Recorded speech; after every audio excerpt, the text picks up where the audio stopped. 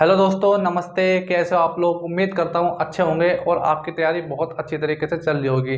दोस्तों, जो भी स्टूडेंट यूपी पुलिस की तैयारी कर रहा है, चाहे वो यूपी पुलिस रेडियो ऑपरेटर की हो, चाहे वो एसआई की हो, कांस्टेबल की हो, जेल वार्डन की हो, तो उन सभी के लिए मैं आज आपको एक वीडियो लेकर आया हूँ। उसमें मैं आपको टाइम टेबल बताऊंगा, ठीक है, कि आपको कैसे पढ़ाई करनी है, ठीक है, और किस सब्जेक्ट को आपको कितने घंटे देने हैं और आपको कितने घंटे पढ़ाई करनी है टोटल। तो मैं आपको पूरा शेड्यूल बता दूंगा आज कि आपको कितने घंटे पढ़ाई करनी है, मतलब कैसे पढ़ाई करनी है, और टाइम टेबल में आपको बताऊंगा और आपको कैसे टारगेट बना के पढ़ना है, ठीक है। दोस्तों, अगर आप सच में पढ़ना चाहते हो कि हाँ मुझे यूपी पुलिस की इस बार वर्दी लेनी है, तो दोस्तों आप बिल्कुल सही वीडियो पर आए हो। तो आपको वीडियो को पूरा देखना है, स्टेप बाय स्टेप। जैसे जैसे मैं आपको बताता जाऊंगा वीडियो में, आपको वैसे ही वैसे फॉलो करना है अपने मतलब डेली रूटीन में, और मतलब स्टडी में जो डेली स्टडी होती है, मतलब ऐसे ही आपको फॉलो करना है, ठीक है। तो जो दोस्तों जो बिगिनर्स होते हैं ना, बिगिनर्स जो मतलब अभी अभी तैयारी शुरू करते हैं, ये वीडियो उनके लिए भी है। और जो मतलब टाइम से भटक रहे हैं कि हमें मतलब पढ़ने का तरीका नहीं पता कि मतलब कैसे पढ़ाई करें और कितने घंटे किस सब्जेक्ट को दें, तो दोस्तों ये वीडियो उनके लिए भी है। तो बस आपको वीडियो को पूरा देखना है, स्टेप बाय स्टेप मैं आपको सारे डाउट क्लियर कर दूंगा, और वीडियो को स्किप नहीं करना कहीं भी आपको। तो दोस्तों वीडियो को चलो स्टार्ट करते हैं। दोस्तों, मैं आपको बताता हूँ कि यूपी पुलिस का जो बेस्ट टाइम टेबल है, ठीक है, टाइम टेबल ही है, मतलब वो टारगेट बना के आपको पढ़ना है और कैसे पढ़ना है, ठीक है। मैंने इसको मतलब बताया है कि बेस्ट टाइम टेबल, ठीक है, टाइम टेबल ही है और मतलब कैसे आपको पढ़ना है, ठीक है। तो पहले नंबर पे हम बात करेंगे कि कितने घंटे पढ़ाई करें, ठीक है। तो मैं इसमें आपको बता दूंगा कितने घंटे पढ़ाई करें, और दूसरा पॉइंट है किस सब्जेक्ट को कितने घंटे दें, ठीक है। मैं भी आपको इसमें सब कुछ बता दूंगा। तो ये पूरा मतलब वीडियो लंबा हो जाएगा, लेकिन दोस्तों आपको वीडियो को देखना है, और मतलब जैसे जैसे मैं बताता जाऊंगा और वैसे वैसे आपको फॉलो करना है। आपकी स्टडी में चार चांद लग जाएंगे, और आपको इस बार 100% वर्दी मिल के रहेगी जरूर, अगर आपने ये टाइम टेबल फॉलो कर लिया और ये स्ट्रेटेजी फॉलो कर ली तो दोस्तों मैं आपको एक चीज़ बताता हूँ, ठीक है। मैंने 9 सब्जेक्ट लिख रखे हैं, ठीक है। पहले नंबर पे है मैथ, दूसरे नंबर पे हिंदी, तीसरे नंबर पे रीजनिंग, चौथे नंबर पे यूपीजी के, पांचवें नंबर पे हिस्ट्री, और छठे नंबर पे ज्योग्राफी है, और सातवें नंबर पे स्टैटिक जीके है, और आठवें नंबर पे मैंने लिख रखा है फिजिक्स और पॉलिटी। मतलब कि जो कांस्टेबल की तैयारी कर रहा है वो पॉलिटी पढ़ेगा, और जो रेडियो ऑपरेटर की तैयारी कर रहा है वो फिजिक्स पढ़ेगा, ठीक है। ये वीडियो मैंने सबके लिए बनाई है कंबाइन करके। तो दोस्तों ये मैंने 8 टॉपिक बताए हैं, ये 8 टॉपिक पढ़ने हैं, इससे ज़्यादा आपको कुछ नहीं पढ़ना, ठीक है, कुछ भी नहीं पढ़ना। करंट अफेयर रहा, करंट अफेयर वो आपको मैं बता दूंगा वीडियो में कि आपको एग्जाम से मतलब कितने टाइम पहले पढ़ना है, 15 दिन पहले पढ़ना है, 30 दिन पहले पढ़ना है, ये मैं आपको करंट अफेयर का ही बता दूंगा, ठीक है। तो दोस्तों मैंने 8 टॉपिक बताया आपको। तो मैंने क्या बताया, ये 8 टॉपिक आपको पढ़ना है, इससे ज़्यादा आपको कुछ नहीं पढ़ना, ठीक है।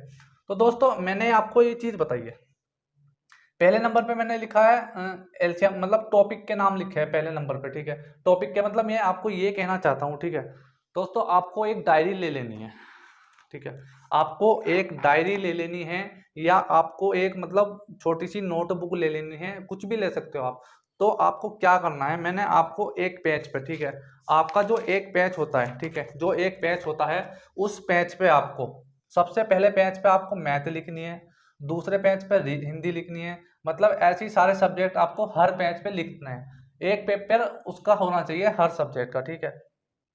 और उसमें जैसे आपने एक टॉपिक पढ़ा पहले, ठीक है, आपने पहले एक टॉपिक पढ़ा, आपने पहले एक टॉपिक पढ़ा, चाहे वो रीजनिंग का हो, चाहे हिंदी का हो, चाहे स्टैटिक जीके का कहे का भी हो, आपने जैसे एक टॉपिक पढ़ा तो आपने उसको लिख दिया उस पेज पे, ठीक है। जैसे मैं आपको चीज दिखा रहा हूँ, ठीक है, जैसे मैंने यहाँ पे लिख रखा है मैथ, मैथ, हिंदी, ठीक है, मैंने हर पेज पे सारे सब्जेक्ट लिख रखे हैं। रीजनिंग, रीजनिंग, फिजिक्स, ठीक है, तुम्हारा यूपी जी के, स्टैटिक जी के, ठीक है, और तुम्हारा हिस्ट्री, और ये तुम्हारा ज्योग्राफी, ये मैंने ऐसे लिख रखा है। तो आपको भी ऐसी पेज पे लिखना है अलग अलग, ठीक है। तो जैसे ही आपने एक टॉपिक पढ़ा, दोस्तों एक टॉपिक पढ़ा आपने, उसका यहाँ पे लिख दिया कि हाँ मेरा ये टॉपिक कंप्लीट हो गया है, मेरा ये टॉपिक एलसीएम एसीएम पूरा कंप्लीट हो गया। चाहे आप वीडियो से पढ़ो, चाहे आप बुक से पढ़ो, जैसे ही आपका वीडियो मतलब कंप्लीट होता है वो, तो आपको ये लिख लेना है उस पेज पे, पहला टॉपिक, पहला टॉपिक लिख के उस पर आपको टिक मार्क कर देना कि हाँ ये मैंने पढ़ लिया, ठीक है, ये मैंने पढ़ लिया। तो आपको सारे सब्जेक्ट में ऐसे ही करना है, जैसे ही आप कोई भी टॉपिक पढ़, कोई भी सब्जेक्ट पढ़ लो, reasoning, UP GK, geography, static GK, physics polity कोई भी पढ़ लो, तो उसके नीचे आपको पेपर में सबसे पहले आपको उसका पहला जो भी टॉपिक पढ़ो उसका नाम लिख लेना है, ठीक है। मतलब ऐसी टॉपिक वाइज सबके नाम लिख लेना है आपको, जो भी टॉपिक आप पढ़ते जाए आपको वो टिक मार उसको करते जाना है, ठीक है। दोस्तों मैंने आपको ये चीज़ तो बता दी कि हाँ भाई मैंने एक पेपर बना लिया, ठीक है। आपको मैंने एक पेपर बना लिया, उस पर मैंने ये टॉपिक वाइज लिख दिया, ठीक है। अब आपको क्या करना है, ठीक है दोस्तों, ये 8 टॉपिक पता चल गए तुम्हें, ठीक है दोस्तों, ये 8 टॉपिक आपको पता चल गए।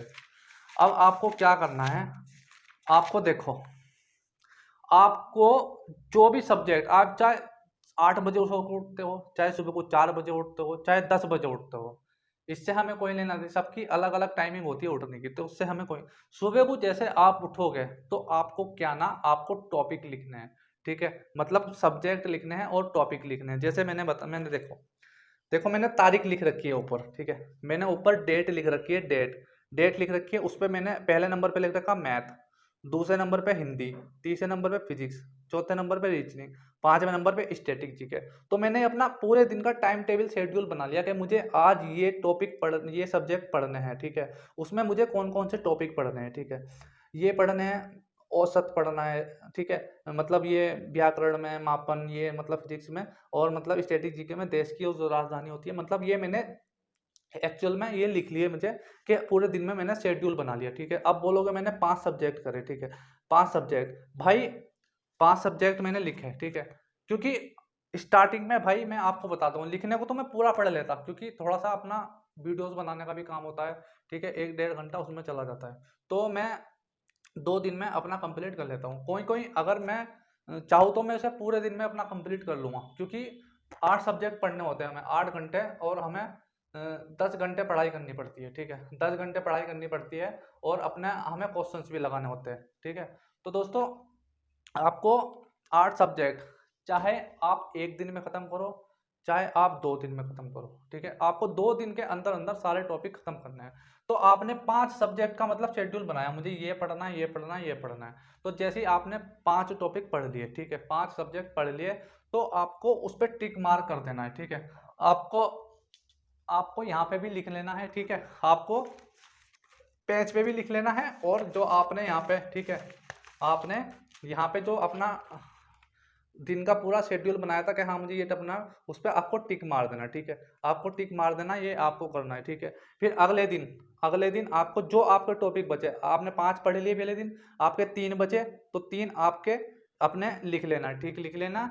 और फिर आपको क्या करना है, वो जो आपने पढ़ा था, पहले दिन पढ़ा था, और जो दूसरे दिन पढ़ा था, तो आपके पूरे टॉपिक क्लियर हो गए।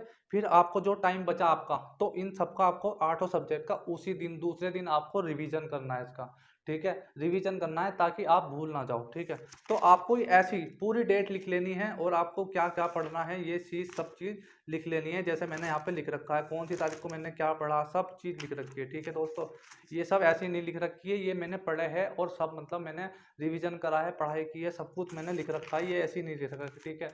कभी आप सोचो कि मैं वीडियो बनाने के लिए लिख रखा हूँ, क्योंकि भाई हम भी पढ़ाई करते हैं, आपको ये पता है, ठीक है। तो दोस्तों आपको ऐसे करना है, तो दोस्तों आपको ऐसे करना है, अपने मतलब टाइम टेबल, वो अपना शेड्यूल बना लेना है, और उसका पूरा जो 8 टॉपिक आपके पूरे कंप्लीट हो जाए, चाहे आप क्लास देखो, चाहे आप बुक से पढ़ो, हमें आपको ये अच्छे से पता होगा कि आपको कहाँ से पढ़ना है, ठीक है।